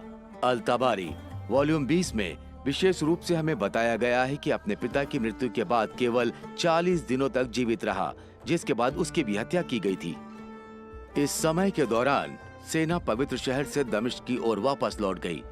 धीमी गति से चलने वाली आर्मी को रेगिस्तान के सऊदी से सीरिया दमिश्क की 1400 किलोमीटर की यात्रा को पूरा करने में बहुत समय लगा होगा। यदि सेना प्रतिदिन 20 मील चलती तो भी उसे यात्रा पूरी करने में 43 दिन लगते। संदेशवाहक का संदेश लाना, सेना का वापस जाने का निर्णय लेना और उस निर्णय पर अमल करने में और 43 दिन के सफर में जितना समय लगा होगा वो वास्तव में पर्याप्त समय नहीं था। मक्का हमारी सोच से भी दूर है। वैसे यदि पवित्र शहर पेट्रा हो तो तब दूरी बहुत घट जाती। इस्लामिक इतिहास में दूरी की समस्या बार बार आई है। मक्का बहुत दूर है, इसलिए पहले के इस्लामिक इतिहास की बहुत सी कहानियों का मेल नहीं है। युद्ध में शांति काल के दौरान इब्न जुबैर के पास समय था कि अपनी बचाव सेना को फिर से बनाए और उमैद सेना की वापसी की तैयारी करें। अब मैं आपको कुछ दिखाना चाहता हूँ। यहाँ अल तबारी द्वारा लिखे गए इस्लाम के कुछ ग्रंथ हैं। अल तबारी अधिक सामग्री को एकत्र करने में कामयाब हुआ। उसने इस्लाम के इतिहास के प्रत्येक वर्ष में घटित घटना को लिखा। उन्होंने प्रत्येक वर्ष के लिए एक अध्याय, कभी कभी 2 अध्याय भी लिखे, परंतु तभी कुछ अजीब हुआ। पवित्र शहर के लिए वर्षों युद्ध चला, परंतु इस्लाम के इतिहास का 70वां वर्ष बहुत महत्व रखता है। ये ध्यान देने योग्य कि 69 वर्ष में जो कुछ घटा उसका वर्णन अल तबारी ने 15 पृष्ठों में किया और 71वें वर्ष में जो घटा उसका वर्णन 27 पृष्ठों में किया। लेकिन 70 वर्ष कहाँ गया? अब ये देखें, अल तबारी ने 70वें वर्ष के लिए केवल कुछ पंक्तियां लिखी हैं। क्या उन्हें इस वर्ष के लिए कोई और जानकारी नहीं मिली थी, या बाद में संपादकों ने इस वर्ष को अल तबारी के लेखों से हटा दिया? वो कुछ पंक्तियां हैं, परंतु वो हमें कुछ कष्टदायक विवरण देता है। वो हमें ये बताता है कि मुसाब इब्ने जुबैर, जो वास्तव में अब्दुल्ला का भाई था, पवित्र शहर में सामग्री लाया करता था। क्या वो सामग्री सेना के उपकरण थे? नहीं, वो ये बताता है कि वो बहुत से घोड़े और ऊंट लाता था। मैं विश्वास करता हूँ कि ये वही वर्ष था जब इब्ने जुबैर के अनुयायी दक्षिणी पेट्रा से अरब के रेगिस्तान में वो स्थान ढूंढने गए थे जहाँ वो उमैद की सेना के विरुद्ध खड़े हो सकें। इस वर्ष का सारा विवरण अल तबारी के इतिहास से हटा दिया गया, परंतु हम ये जानते हैं कि उनका बहुत से ऊंटों और घोड़ों को प्राप्त करने का उद्देश्य कुछ और नहीं बल्कि यही होगा कि बहुत से लोगों को शहर से बाहर ले जाया जाए। युद्ध का ये शांति काल अगले वर्ष भी जारी रहा, जिसका फायदा उठाकर इब्ने जुबैर ने एक धार्मिक परियोजना पर काम करना शुरू कर दिया। उसने काबा को दोबारा बनाने का निर्णय किया, परंतु अल तबारी हमें ये नहीं बताते कि नई काबा कहाँ बनाई गई है। क्या यह स्थान पेट्रा था या फिर मक्का से बहुत दूर कोई नया सुरक्षित स्थान था? मेरा विश्वास है कि नई काबा सऊदी अरब में बनाई गई होगी तथा काली चट्टान वहां से हटाकर किसी सुरक्षित स्थान पर रखी होगी। अगर इब्ने जुबैर ने पवित्र शहर को खो भी दिया तो भी उसके पास चट्टान व नई काबा थी। नए खलीफा की स्थापना के बाद उमैद आर्मी लौट गई। इस बार सेना बड़ी थी और उमैद अपने साथ बड़े हथियार लाए थे। इसके साथ ही एक पत्थर फेंकने वाली मशीन लाए थे जिसे मैंजनीक कहते हैं। मक्का की गुफा में इब्न जुबैर और हल हज्जाज का युद्ध 6 महीने और 17 रातों तक चला। यूसुफ इब्न महक कहते हैं, मैंने मैंजनीक देखा जिससे पत्थर फेंके जा रहे थे। आकाश में बहुत तेज गड़गड़ाहट और बिजली थी जिसकी आवाज जो पत्थरों से ज्यादा बढ़ गई थी, जिसके कारण पत्थरों की आवाज सुनाई नहीं दे रही थी, जिस कारण चेहरे ढके हुए थे। इब्ने जुबैर ने युद्ध के समय काबा के पास टूटी हुई इमारत में शरण ली और जिसके कारण एक अन्य युद्ध आरंभ हुआ जिसमें पवित्र शहर काबा का क्षेत्र पूर्ण रूप से नष्ट हो गया। आखिरकार इब्ने जुबैर युद्ध हार गया, परंतु सऊदी अरब के मदीना और इराक के कुफा शहर के लोगों ने इस कार्य को जारी रखा। मेरा विश्वास है कि इस दौरान इस्लामिक संसार विवाद में आ गया। क्या वो पेट्रा की ओर प्रार्थना करें या मक्का की ओर? महान इस्लामिक साम्राज्य दो भागों में बंट गया। वास्तव में उमायद का शासन दमिश्क में था और वो पेट्रा की ओर प्रार्थना करते थे, परंतु वे युद्ध में हार गए थे और अब पूर्वी भाग के साम्राज्य पर अब्बासी शासन करते थे। उन्होंने सारी मस्जिदें मक्का की ओर बनाई। ये बिल्कुल उस समय हुआ जब हमने मस्जिदों के बनाए जाने के तरीकों में बदलाव देखा। इससे पहले जो नई मस्जिद बनती थी उसकी दिशा पेट्रा की ओर होती थी, परंतु पहली बार कुछ नई मस्जिदों की दिशा सऊदी अरब में मक्का की ओर की गई।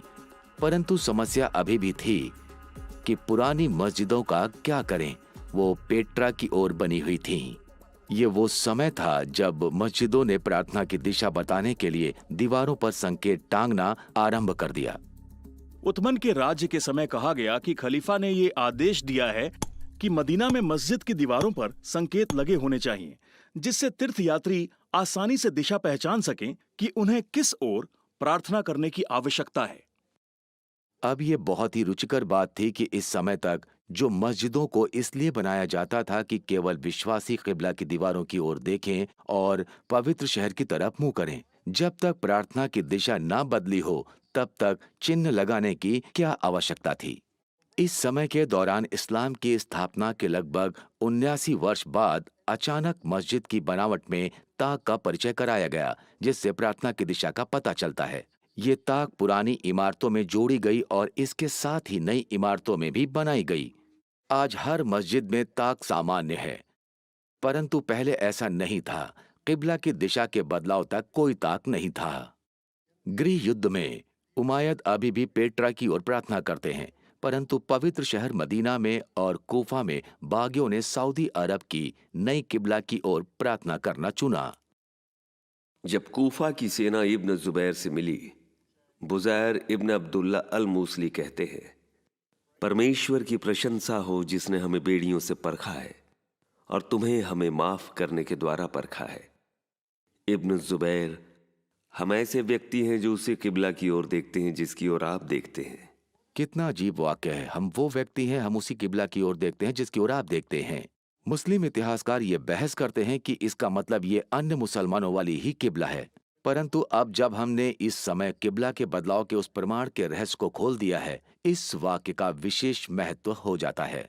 कूफा के व्यक्ति इब्ने जुबैर के साथ जुड़ गए उसकी किबला को अपनाने के लिए। बात की घटनाओं के समझने की ये कुंजी है। यद्यपि इब्ने जुबैर मारा गया, ऐसा लग रहा था कि वो गृह युद्ध हार गया है। कूफा शहर की उन्नति में अब्बासी शाही खानदान की बहुत बड़ी भूमिका थी और कूफा एक धार्मिक केंद्र और कुरान की प्रतिलिपि करने का स्थान बन गया। इस्लामी संसार में चीजें बहुत अव्यवस्थित थीं। मुसलमान न केवल राजनीतिक परंतु धार्मिक रूप से भी बंट गए थे।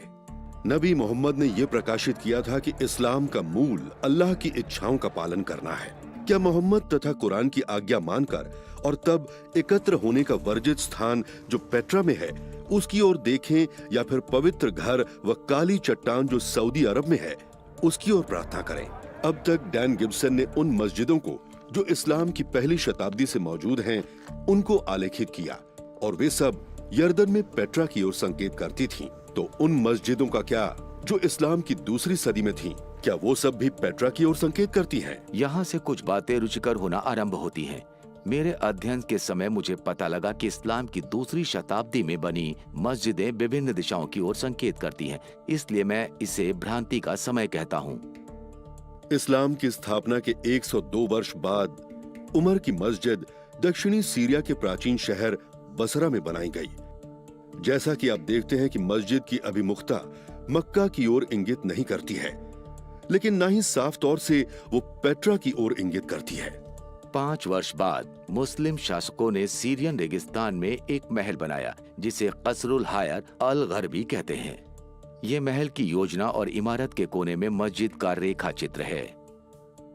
पूरी इमारत का मुख मक्का और पेट्रा के बीच में कहीं और है। कुछ वर्षों बाद पलमारा से 100 किलोमीटर उत्तर में कसरुल शार्की महल बनवाया गया। यदि हम नक्शे को या भूचित्रों को देखें तो महल और मस्जिद दोनों ही मक्का या पेट्रा की ओर नहीं है। एक बार फिर वो कहीं बीच में संकेत करती हैं। क्या ऐसा हो सकता है कि कुछ होने के कारण बनाने वालों ने ना ही पेट्रा को चुना ना ही मक्का को? उन्होंने किबला की दिशा उन दोनों के बीच में कर दी। मानचित्र में हम देख सकते हैं कि किबला का संकेत दोनों शहरों के बिल्कुल बीच में है। यह हिसाब की छोटी गलती नहीं है, परंतु जानबूझकर पेट्रा व मक्का पर ध्यान नहीं दिया गया।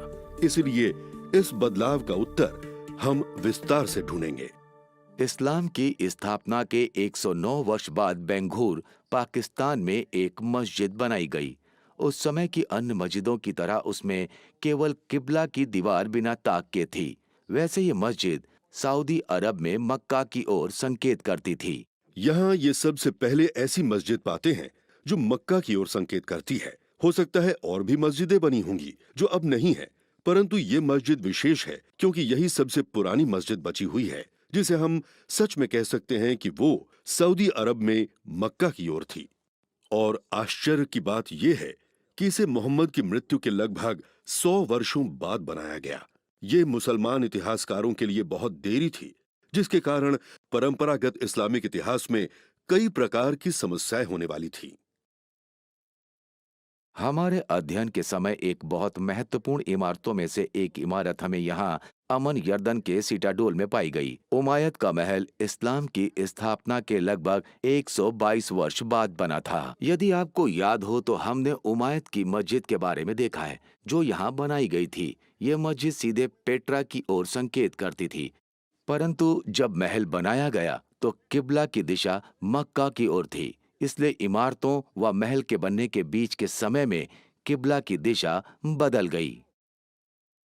इससे हमें ये निर्धारित करने में सहायता मिलती है कि किबला की दिशा कैसे और कब बदली। इस महल के निर्माण के दौरान पहली बार मक्का साहित्य में आया।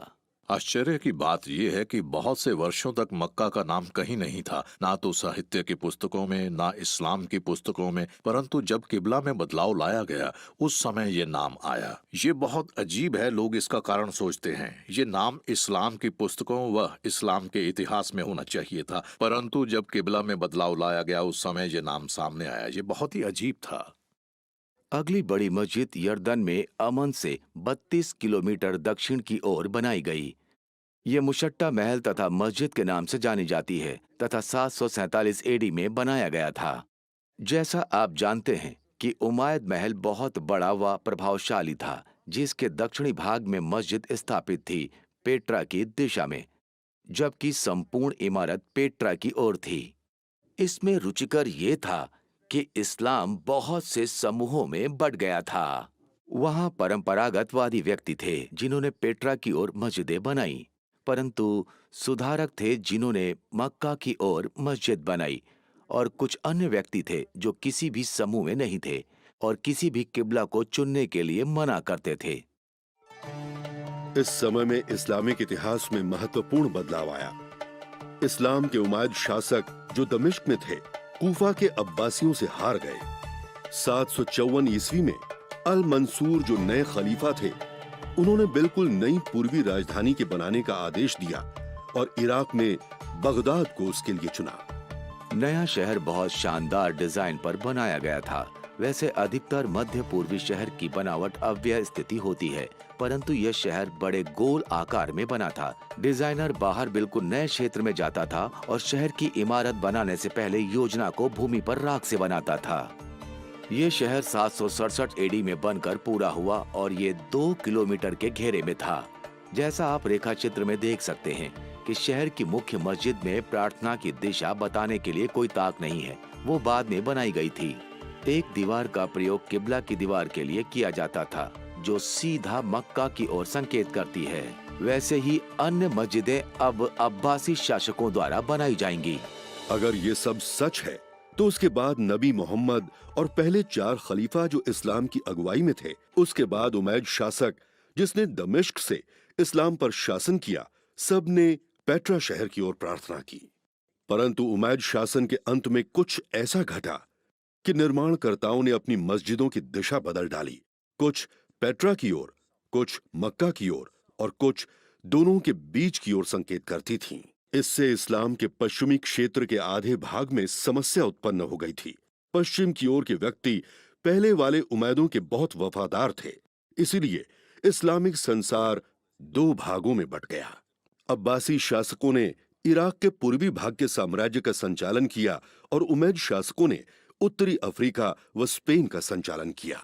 यह इस्लामिक इतिहास का महत्वपूर्ण समय था, क्योंकि उमैद स्पेन में अब संस्कृति में प्रगति कर रहे थे और सुंदर व प्रभावशाली इमारतें बनानी आरंभ कर दी थीं। स्पेन के निर्माणकर्ताओं को समस्या हो गई। पारंपरिक रूप से सभी उमैद पेट्रा की ओर प्रार्थना करते थे, परंतु जैसा कि हम देखने जा रहे हैं कि कुछ ऐसा भयानक घटा जिसके परिणाम स्वरूप भविष्य की सारी मस्जिदें अब उस दिशा की ओर संकेत नहीं करती। उनके शत्रु अब्बासी अब सऊदी अरब मक्का की ओर प्रार्थना किया करते हैं, इसलिए वो उस ओर प्रार्थना की दिशा नहीं चुनना चाहते थे। तो अब उमैद क्या करें? जब मैंने स्पेनिश उमैदों द्वारा बनाई गई मस्जिदों की जांच पड़ताल की, तब मुझे एक बहुत ही आश्चर्यजनक विकास दिखा। इन निर्माणकर्ताओं ने न मक्का को चुना और न पेट्रा को। अब जैसा कि हमने देखा है, मध्य पूर्व के कुछ निर्माणकर्ताओं ने अपने किबला की दिशा दोनों शहरों के बीच में चुनी, परंतु उत्तर अफ्रीका और स्पेन के निर्माणकर्ताओं ने कुछ और ही करने का निर्णय लिया। कुछ वर्षों से इतिहासकार इन मस्जिदों के कारण दुविधा में हैं। उनके किबला की दिशा का संकेत कहीं दक्षिणी अफ्रीका की ओर था, परंतु सभी अफ्रीका व स्पेन की मस्जिदें थोड़ा भिन्न स्थानों की ओर संकेत करती हैं। ये सब में बहुत गड़बड़ लगती है। वैसे जब हम मानचित्र में आलेखित करते हैं तो उत्तरी अफ्रीका तथा स्पेन की मस्जिदों की सारी किबलाएं पेट्रा व मक्का के बीच खींची गई लाइन के समांतर हैं। इसलिए पेट्रा व मक्का को चुनने के बदले उन्होंने इन दो शहरों के बीच खींची गई पंक्ति के समांतर अपनी किबला रखी। इसलिए पेट्रा या मक्का को चुनने के बदले उन्होंने इन दो शहरों के बीच खींची गई पंक्ति के समांतर अपनी किबला रखी। सब मुसलमान जानते हैं कि मक्का सऊदी अरब में है, परंतु आप कहते हैं कि मक्का पेट्रा में है। किस आधार पर आप इस सिद्धांत पर आए हैं? इसके लिए आपका मार्गदर्शन और प्रमाण क्या है? हम जानते हैं कि मक्का सऊदी अरब में है, इसीलिए किस आधार पर आप ये सब कहते हैं? यदि आप अभी भी संतुष्ट नहीं हैं, तो मैं आपको कुछ दिखाना चाहता हूँ। क्या आपको याद है जब हमने दूसरे इस्लामी गृह युद्ध के बारे में बातचीत की थी? इब्ने जुबैर ने स्वयं को पवित्र शहर में बंद कर लिया। उमायद सीरिया की सेना ने उसे घेर कर 4 महीने तक उसे वहीं रखा। अक्टूबर माह में सीरियन शहर की दीवारों तक एक गुलेल लाए, जहां से उन्होंने इस्लाम के पवित्र शहरों पर पत्थर फेंके। ये कैसे संभव है? सामान्यतः लोग शहर की दीवारों के पीछे रहते हैं। एक गुलेल साधारण रूप से लोगों के घरों को तबाह कर सकती है, परंतु इस केस में कहा जाता है कि गुलेल से इस्लाम के पवित्र शहरों के बीच में मारा गया। ये कैसे संभव है? पेट्रा में एक अनोखी विशेषता है। पेट्रा में शहर की दीवारें उत्तर व दक्षिण में हैं। शहर की दीवारें घाटी के पार तक थीं, परंतु उत्तर में शहर की दीवारें घाटी तक नहीं थीं, क्योंकि वहां पर एक जल मार्ग था। मैं विश्वास करता हूं कि सीरियन अपनी गुलेल को सूखी नदी के रास्ते एक ऐसी जगह पर लेकर आए जहां से वे शहर के बिल्कुल बीचों बीच पत्थर फेंक सकें। काबा व इस्लाम के पवित्र स्थान को नुकसान पहुंचा सकते थे। ब्राउन यूनिवर्सिटी के पुरातत्वकार बहुत वर्षों से पेट्रा में खुदाई कर रहे हैं। उनकी परियोजना थी कि खुदाई करके उस जगह को ढूंढे जिसे महान मंदिर का क्षेत्र बोला जाता है। जब उन्होंने मंदिर को ढूंढ निकाला तो डैन उन प्रमाणों को देखकर चकित हुए जो उनके सिद्धांतों का समर्थन करते हैं। इस इमारत की एक रुचिकर विशेषता ये है कि लोगों में यहाँ आघात के विरोध में बचाव बनाए हैं। देखें, ये द्वार के रास्ते पर बिल्कुल सट कर है, जिससे वो अपनी रक्षा कर सकें। 551 एडी में भूकंप के कुछ समय बाद ये हुआ कि हम बचावों की तिथि छतों पर लगाई टाइलों से जो इन बचाव के निर्माण में प्रयोग हुई उनसे लगा सकते हैं। वैसे इस समय के दौरान पेट्रा में किसी युद्ध के होने का रिकॉर्ड नहीं है, परंतु हम ये जानते हैं कि ये इस्लाम की स्थापना के शुरुआती सालों में हुआ था। परंतु हमारे पास केवल यही प्रमाण नहीं है। खुदाई के समय पुरातत्वकारों को लगभग 400 गुलेल के पत्थर प्राप्त हुए। ये पत्थर लगभग सही स्थान पर व सही समय पर दबे थे।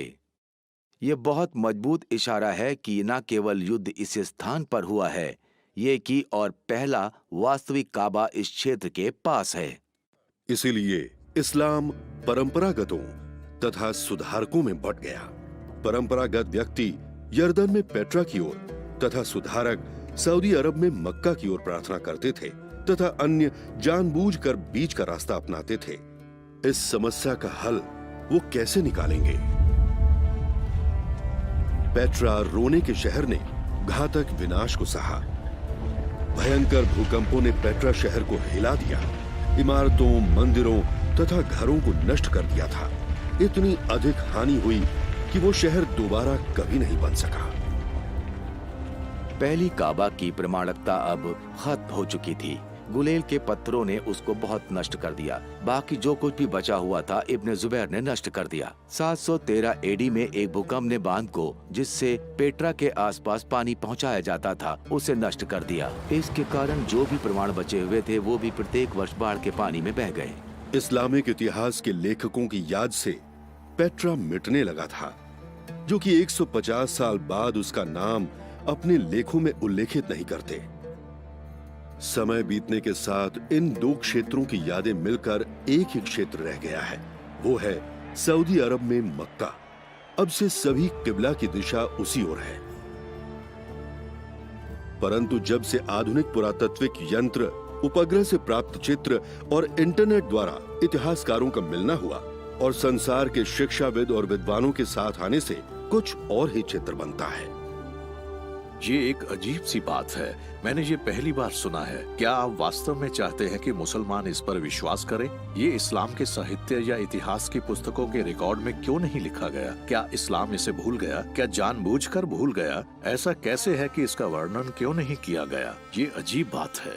हमें उन घटनाओं को समझने के लिए जिससे इस्लामिक इतिहास प्रभावित हुआ है, हमें पहले बहुत सी अलग बातों को पहचानने की आवश्यकता है। पहले तो मेरा ये विश्वास है कि शुरुआती इस्लामी साम्राज्य जो उत्साही मुसलमानों द्वारा बनाया गया था, साहित्यिक रूप से बिल्कुल खाली था, क्योंकि उन्होंने पुस्तकों, हस्तलिपियों को नष्ट कर दिया, शिलालेखों को मिटा दिया, पुस्तकालयों को जला दिया और सारे साहित्य को नष्ट कर दिया, केवल कुरान को छोड़कर, जो कि आधी अधूरी बातें थीं, जो कि लोगों को मोहम्मद द्वारा दिए गए प्रकाशन के बारे में थीं। इस्लामी सेना द्वारा लिखित साहित्य का विनाश का अच्छे से वर्णन किया गया है।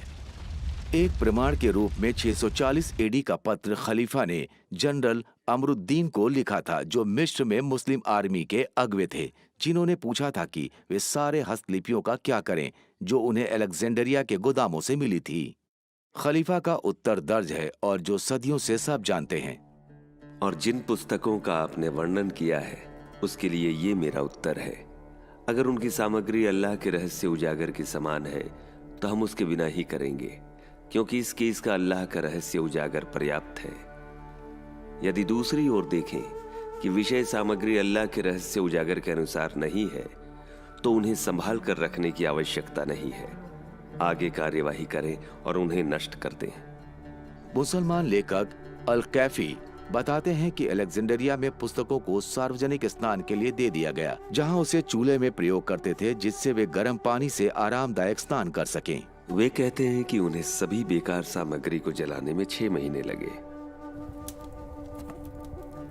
यूटाइशम कॉन्स्टेंटिनोपल के आचार्य के रिकॉर्ड के अनुसार अलेक्जेंडरिया की लाइब्रेरी से मिली पुस्तकों से 4000 लोगों ने स्नान का लाभ उठाया। वैसे किताबों के जलाने का आरंभ मिस्र से नहीं हुआ, परंतु 4 वर्ष पहले पर्शिया में हुआ था। खलीफा उमर की सेना 636 ईस्वी में कादसिया युद्ध में फारसियों की सेना से मिली। जनवरी 637 ईस्वी के आरंभ में मुसलमान गार्ड पहले ही टेसिफोन के बाहरी क्षेत्र में पहुंच गए और 2 महीने तक शहर में सैनिकों ने घेरा डाले रखा। आखिर में वो शहर हार गया और मुसलमानों ने उस पर कब्जा कर लिया। युद्ध के समय टेसिफोन के महल व लाइब्रेरी को जानबूझकर जलाया गया। अंत में अरब में सिर्फ एक ही किताब बची, वो थी महिमामय कुरान। जब हम कुरान के इतिहास को देखते हैं तो इतिहासकारों ने बहुत संघर्ष किया। ऐसा लगता है कि कुरान का बहुत सा भाग लिखने की जगह मौखिक रूप से याद रखते थे, क्योंकि अरब के व्यक्ति याद करने में बहुत अच्छे थे और उनमें पूरी कुरान याद करने की योग्यता थी। इसलिए याद की गई सामग्री को मौखिक परंपरा में रखने से बहुत कठिनाइयां हुई। सबसे पहले तो प्रत्येक व्यक्ति का याद रखने का तरीका बिल्कुल सही व उत्तम होना चाहिए। कुरान के मामले में भिन्न आयतों पर वाद विवाद हुआ, कैसे इसका अनुवाद होना चाहिए और पूर्ण रूप से इसको शामिल करना चाहिए या नहीं। दूसरा, ये समस्या थी कि एक सीखे हुए व्यक्ति से दूसरे अनुभवहीन व्यक्ति को ज्ञान बांटने में मुश्किल था। कुरान के संदर्भ में अधिकतर पुरुष जो मोहम्मद के वचन को याद करते थे वो सैनिक भी होते थे। ऐसे में अक्सर सैनिक युद्ध में मारे जाते थे और उनका कुरान का ज्ञान भी उनके साथ समाप्त हो जाता था। यमामा के युद्ध के उदाहरण में विस्तार से बताया गया है कि जब 450 व्यक्ति जिन्होंने कुरान को याद कर रखा था उनकी मृत्यु हो गई। हुदैफा बिन यमन उस समय उत्थमान आए जब दमिश्क व इराक के लोग आर्मेनिया और अजरबैजान के खिलाफ युद्ध कर रहे थे कि उसे पराजित कर सके। हुदैफा भयभीत थे क्योंकि दमिश्क व इराक के व्यक्तियों में कुरान बोलने के तरीके में अंतर था। इसीलिए उन्होंने उथमन को कहा, विश्वासियों के प्रधान, इस राष्ट्र को बचाओ, इससे पहले कि प्रकाशन में मतभेद हो। इसीलिए उथमान ने हाफसा को संदेश भेजा और कहा, हमें अपनी कुरान की हस्तलिपि भेज दो ताकि हम सारे कुरान की सामग्री को एकत्र करके उसकी उत्तम कॉपी बनाएं और हस्तलिपि वापस भेज देंगे। हाफसा ने भेज दिया। उसके पश्चात कुछ व्यक्तियों के समूह ने बैठकर कुरान की एक नई कॉपी बनाई।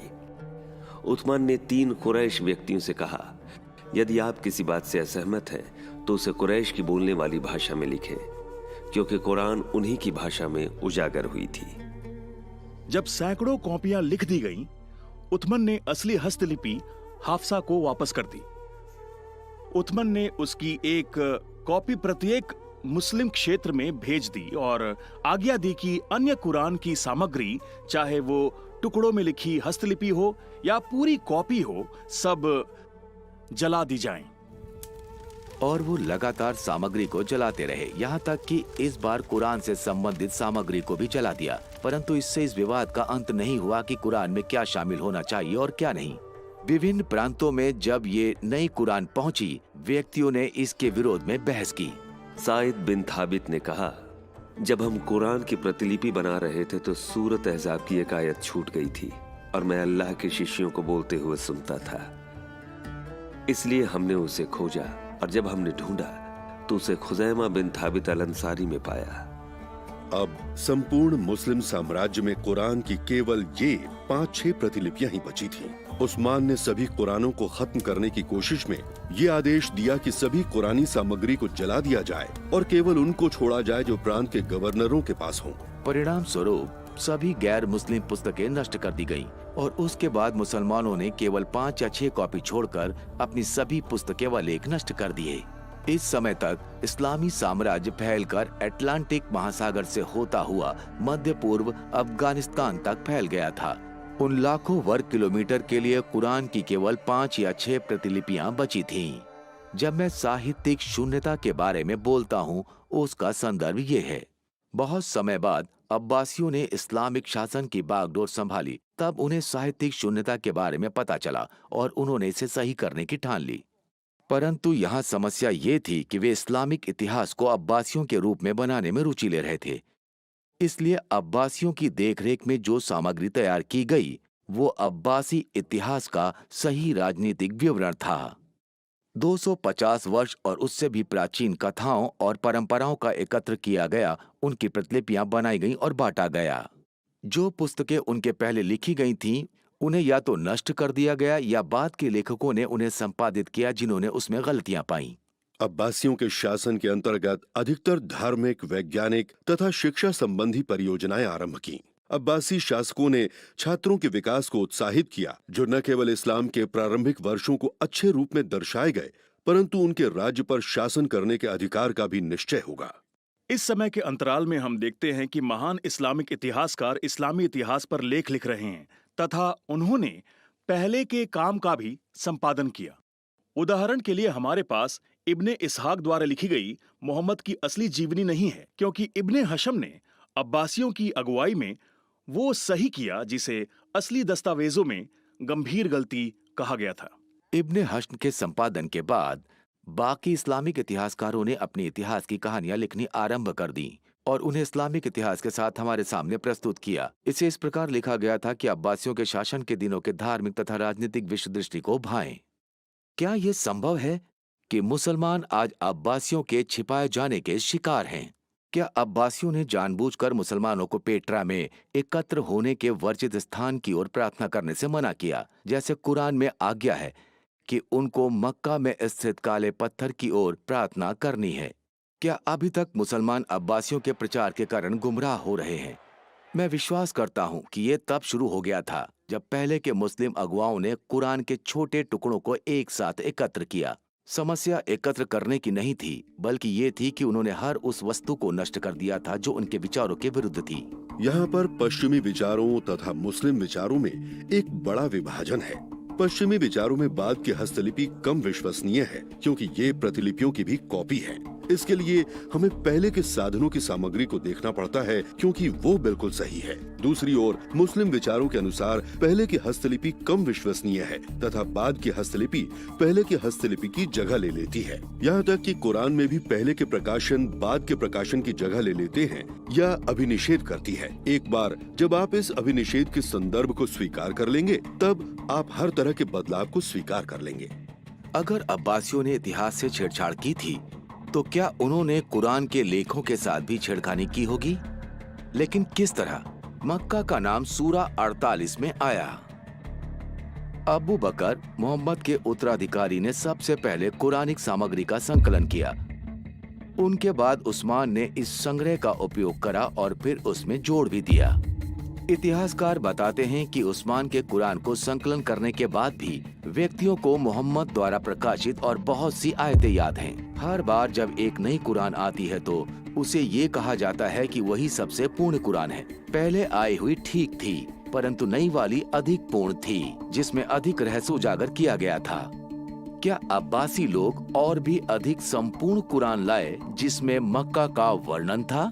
आज हमारे पास संग्रहालयों में इस्तांबुल से समरकंद तक बहुत सी अब्बासी कूफी कुरानें हैं। इन कुरानों में कूफी लिपि का प्रयोग किया गया है, जिसका कूफा के शहर में आविष्कार हुआ था। पर पहले की कुरानों का क्या, जो दूसरी लिपियों में लिखी गई थी? मैंने पहले के कुरानी चर्म पत्र जो कूफा की लिपि से पहले लिखे गए थे उनमें खोजा है। इससे आपको आश्चर्य नहीं होना चाहिए कि कूफा लिपि से पहले की कोई भी सामग्री किबला के बदलने की या मक्का के शहर का किसी भी आयत में वर्णन नहीं करती है। इतिहासकारों ने मुझे चुनौती दी कि मैं इस्लाम के इतिहास को दोबारा लिखने का प्रयास कर रहा हूँ। मैं विश्वास दिलाता हूँ कि मैं ऐसा करने का प्रयास नहीं कर रहा हूँ। मैं केवल एक छोटे बदलाव की सलाह दे रहा हूँ। बहुत वर्षों पहले इस्लाम के शहर को बक्का नाम से बुलाया गया। मैं विश्वास करता हूं कि बार बार भूकंप आने के कारण बहुत से व्यक्तियों की मृत्यु हुई, इसलिए पेट्रा शहर के लिए ये नाम रखा गया। इब्ने जुबैर द्वारा काला पत्थर को मक्का हस्तांतरित करने के बाद शास्त्रियों ने इस्लामिक लेखों में केवल एक बदलाव किया। अरबी भाषा में बक्का ऐसा लिखा जाता है। बे को मीम में बदलना बहुत आसान है। दोबारा देखें, केवल इतना ही करना है। वास्तव में बाद के पाठकों के लिए ये ढूंढना असंभव था। क्या अब्बासी शास्त्रियों ने कुरान में पहले के संदर्भ में बक्का को ठीक किया था और उसे मक्का में कर दिया था?